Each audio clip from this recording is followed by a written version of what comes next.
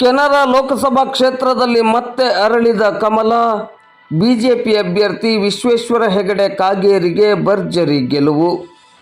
ಕೆನರಾ ಲೋಕಸಭಾ ಕ್ಷೇತ್ರದ ಫಲಿತಾಂಶ ಈಗಾಗಲೇ ಹೊರಬಿದ್ದಿದ್ದು, ಬಿಜೆಪಿ ಅಭ್ಯರ್ಥಿ ವಿಶ್ವೇಶ್ವರ ಹೆಗಡೆ ಕಾಗೇರಿ ಅವರು ಬೃಹತ್ ಮತಗಳ ಅಂತರದಿಂದ ಭರ್ಜರಿ ಗೆಲುವು ಸಾಧಿಸಿದ್ದಾರೆ.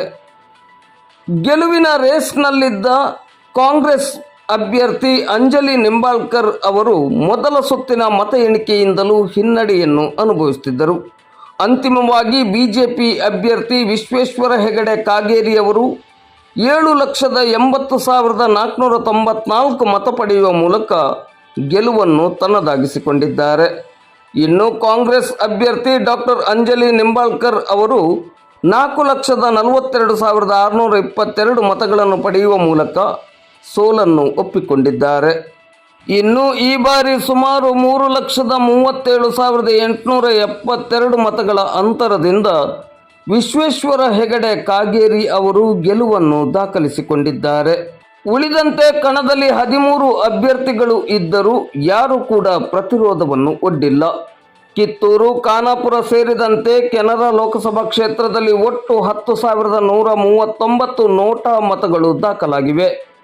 ಉಳಿದಂತೆ ಒಟ್ಟು 6,237 ಅಂಚೆ ಮತಗಳ ಪೈಕಿ 5,203 ಮತಗಳು ಮಾನ್ಯವಾಗಿವೆ. ಅದರಲ್ಲಿ 3,526 ಮತಗಳನ್ನು ವಿಶ್ವೇಶ್ವರ ಹೆಗಡೆ ಕಾಗೇರಿ ಅವರು ಪಡೆದುಕೊಂಡಿದ್ದಾರೆ. ಕಾಂಗ್ರೆಸ್ ಅಭ್ಯರ್ಥಿ ಅಂಜಲಿ ನಿಂಬಾಳ್ಕರ್ ಅವರು 1,401 ಮತಗಳನ್ನು ಪಡೆದುಕೊಂಡಿದ್ದಾರೆ.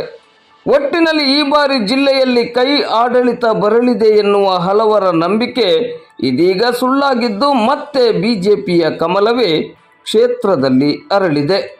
ಕುಮಟಾ ಪಟ್ಟಣದ ಬಾಳಿಗ ಕಾಲೇಜಿನಲ್ಲಿ ಮತ ಎಣಿಕೆ ಪ್ರಕ್ರಿಯೆ ನಡೆಯಿತು.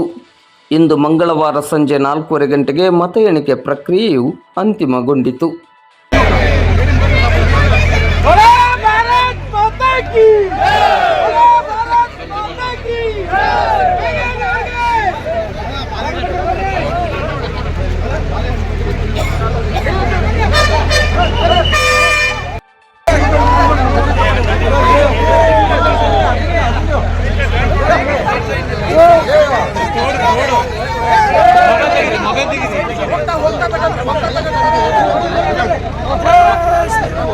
ಜೈ